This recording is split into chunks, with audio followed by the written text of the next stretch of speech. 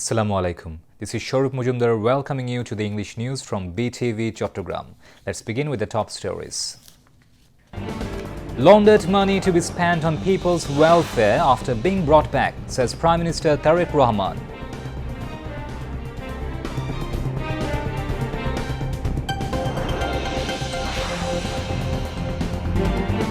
Iran's Security Council allows 6 Bangladeshi ships to pass through Strait of Hormuz.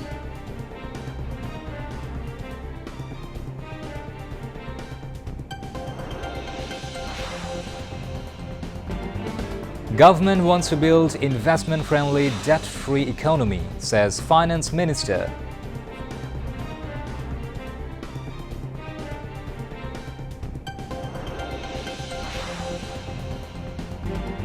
Children aged 6 months to 10 years to receive measles vaccine from Sunday, informs Health Minister.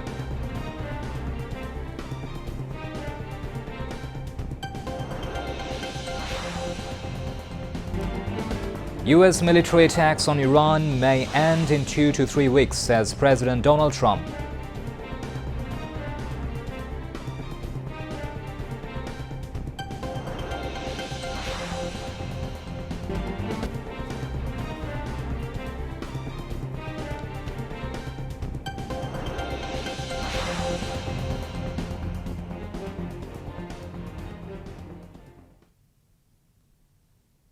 Those were the top stories. Now moving on to the details.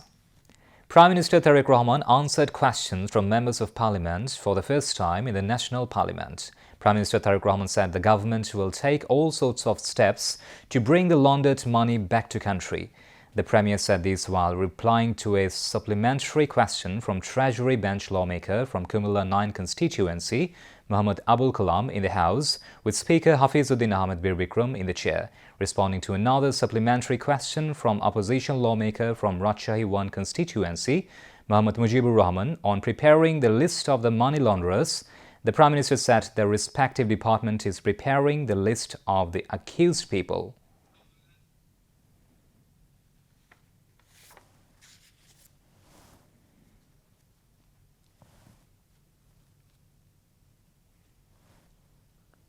সরকার পরিচালনার দায়িত্ব গ্রহণ করার পর থেকে আমরা দেখছি যে আমরা অত্যন্ত ভঙ্গুর একটি অর্থনীতি পেয়েছি। তারপরেও দুর্নীতিকে এই সময়ের মধ্যে যতটুকু সম্ভব দুর্নীতির টুটি চেপে ধরে এবং বিভিন্ন জায়গায় বিভিন্ন লিকেজ বন্ধ করার উদ্যোগ গ্রহণের মাধ্যমে আমরা চেষ্টা করছি কিভাবে জনগণের যে ট্যাক্সের টাকা সেটিকে সর্বোচ্চ অগ্রাধিকার দিয়ে সবচেয়ে ভালোভাবে সেটিকে জনগণের স্বার্থে এবং দেশের স্বার্থে ব্যবহার করা যায়। মাননীয় স্পিকার, অন্তর্বর্তীকালীন সরকার কর্তৃক যে শ্বেতপত্র প্রণয়ন করা হয়েছিল বা প্রণয়ন কমিটি যে করা হয়েছিল সেটির তথ্য মতে 2009 থেকে 2023 সালের মধ্যে বাংলাদেশ থেকে অবৈধ অর্থ প্রবাহের পরিমাণ ছিল আনুমানিক 234 বিলিয়ন মার্কিন dollar.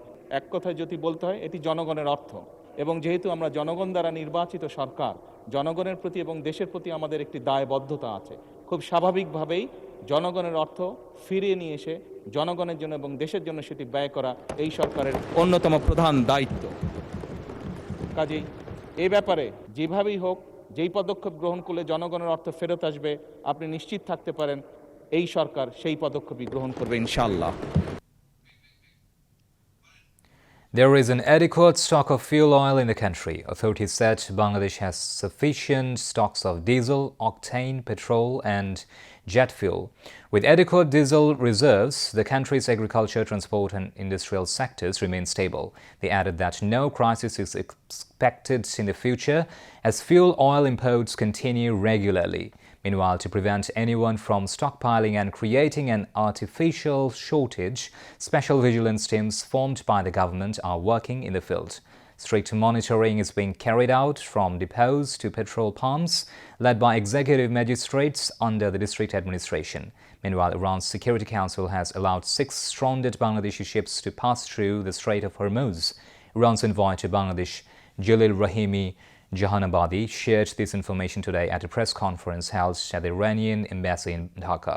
He said that information about the Bangladeshi ships has been sent to Tehran, and both Bangladesh and Iran are working to ensure their passage.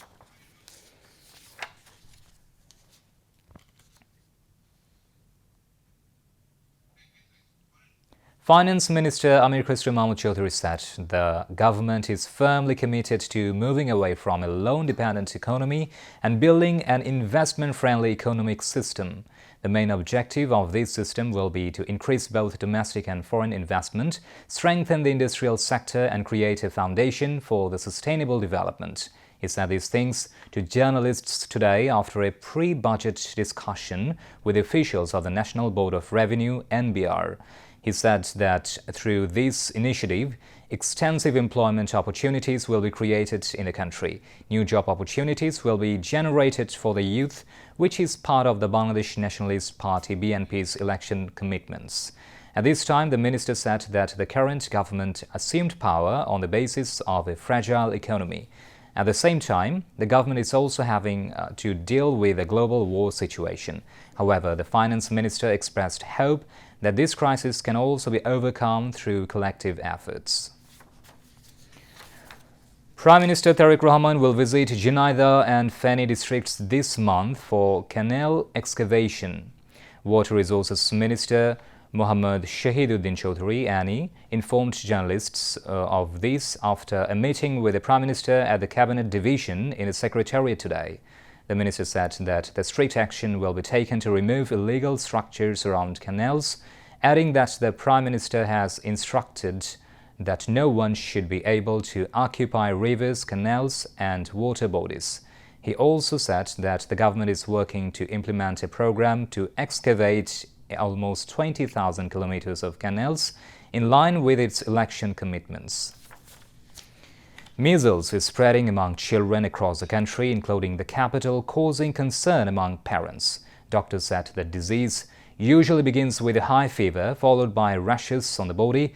Other symptoms include cold and cough, breathing difficulties, diarrhea, vomiting, and red eyes.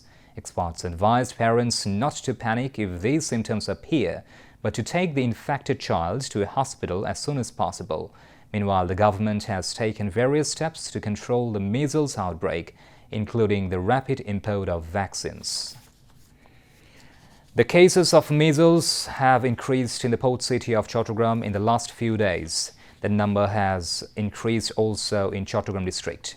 39 children are undergoing treatment in the measles corner of the children's ward of Chattogram Medical College and Hospital. 4 children have been identified as measles infected in the test. 91 children are being treated separately as measles patients in Chattogram district and the metropolitan who are recovering under treatment. The physicians have advised to take more care of the children to keep them healthy. One of the reasons for measles is vitamin A deficiency. 6-month-old children are fed vitamin A capsules by the government. Apart from this, there is no alternative to breastfeeding to ensure the children's nutrition. In addition, there is no opportunity to neglect pneumonia, cough, and fever. Measles is a highly contagious disease. Vaccination is given to prevent this disease at the age of 9 months and 15 months. However, this time most of the infected are children under 9 months of age. In this case, the physicians have advised to be aware in caring the children starting from newborns. The Health and Family Welfare Minister Sardar Mohammad Shaukat Hussain has announced that a nationwide measles vaccination campaign will begin at the Upazila level across the country starting next Sunday. He said that on an emergency basis, children aged between 6 months and 10 years will be brought under this vaccination program, with each receiving 1 dose. The minister shared this information at a press briefing held at the Ministry of Health and Family Welfare at the Secretariat in the afternoon. At the time, Health and Family Welfare Secretary Mohammad Kamruzzaman Chowdhury and UNICEF Country Director in Dhaka, Rana Flower, along with other senior officials of the ministry were present. In the first phase, a total of 2 crore 10 lakh doses of measles vaccine produced by Serum will be administered, the minister added. The pre-piloting program for the distribution of the farmer's card will be formally inaugurated at the upcoming Pohela Boishakh in Tangail at the national level. The Honorable Prime Minister Tarique Rahman is expected to attend the program as a chief guest. To ensure the smooth organization of the inauguration ceremony, an interministerial meeting was held today at the Secretariat, chaired by Agriculture Minister Mohammad Aminur Rashid. At the meeting, the Agriculture Minister stated that under the pre-piloting program, plans have been taken to implement the initiative through the Department of Agricultural Extension in 11 agricultural blocks across 11 upajilas in 10 districts under 8 divisions of the country. He described the initiative as a historic step. At the meeting, State Minister for Fisheries and Livestock Sultan Salahuddin Chukwu said that the Farmers' Card distribution program will become a symbol of hope and confidence for farmers in the future. The meeting was conducted by Secretary of the Ministry of Agriculture Rafiqul A. Mohammed, and officials from the relevant ministries were also present.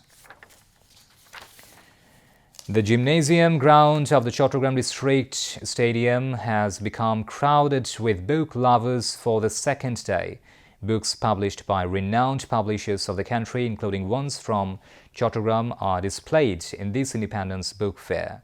In addition to books based on the history of the Liberation War and independence, readers have shown more interest in stories and novels. Not only buying and selling of books, discussion meetings and cultural programs are also being organized every day on the main stage of the fair. Face-to-face discussions between authors and readers and the unveiling of new book covers have added a different dimension to the fair premise. Although there was not much crowd of readers at the book fair, which started with more than 200 stalls, the stall owners hoped to get more readers on public holidays. The concerned ones believe that the book fair will play an important role in spreading patriotism and the habit of reading among the young generation. Now, international news.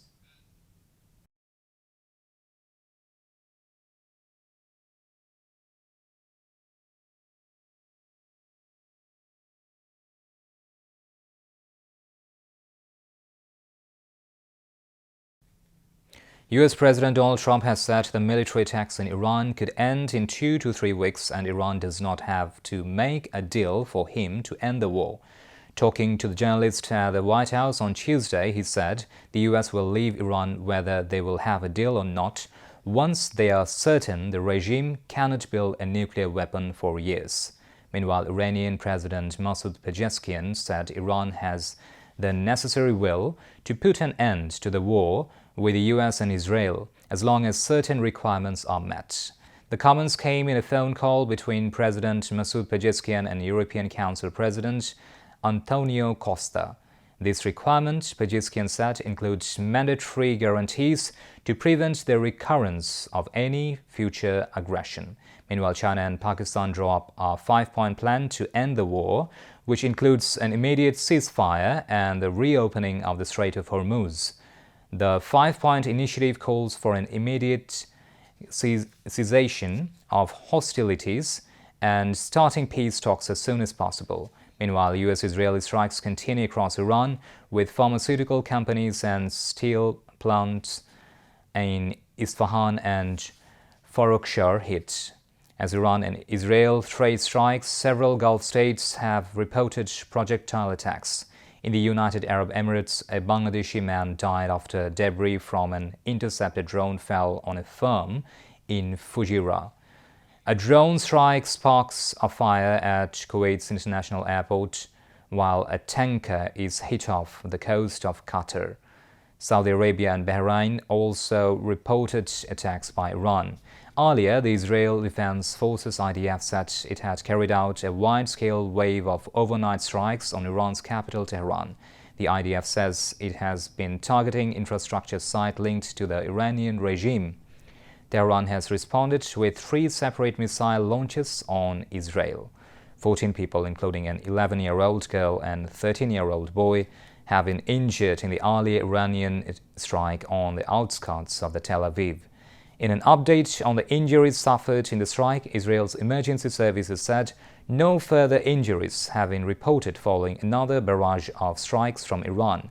Meanwhile, Iran's Islamic Revolutionary Guard Corps, IRGC, has issued a 1-kilometer evacuation order for the Middle East operation sites of 18 companies it has threatened to target on Wednesday. The IRGC has accused American tech companies of being the primary elements of designing and tracking assassination targets. The companies listed include tech giants and some of the valuable companies on the earth: Microsoft, Apple, Google, Meta, Tesla, and Nvidia, and others. At least 9 people were killed in 3 separate strikes on Lebanon's capital, Beirut, early on Wednesday, the Lebanese Health Ministry said. The Health Ministry said an Israeli air raid on South Beirut's Jinnah area killed at least 5 people and wounded 21 others. A Lebanese security sources said 4 parked cars were hit. The strike occurred without warning in a residential area following a series of intense attacks across Lebanon. Emergency teams were deployed to the area to conduct rescue operations and treat the injured. Similar strikes have hit other areas in Beirut's southern suburbs during this period of heightened tension. Another strike that hit a vehicle in Kulda, just south of the capital, killed 2 people and wounded 3, the Health Ministry said in a separate statement. An Israeli airstrike on the town of Jebchit in southern Lebanon's Nabathia district killed a pregnant woman and her husband, according to the National News Agency.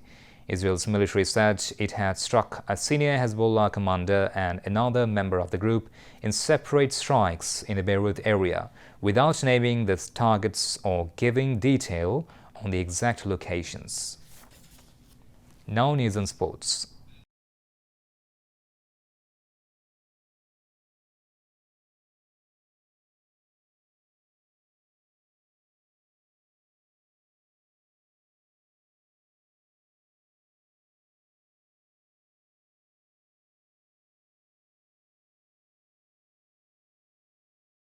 Football. Italy's World Cup nightmare continues as the 4-time champions failed to qualify for the 2026 FIFA World Cup, losing through extra time. The defeat at the Stadion Bilino Polje marks the first time in history a World Cup winner has missed 3 consecutive editions of the tournament. The Azzurri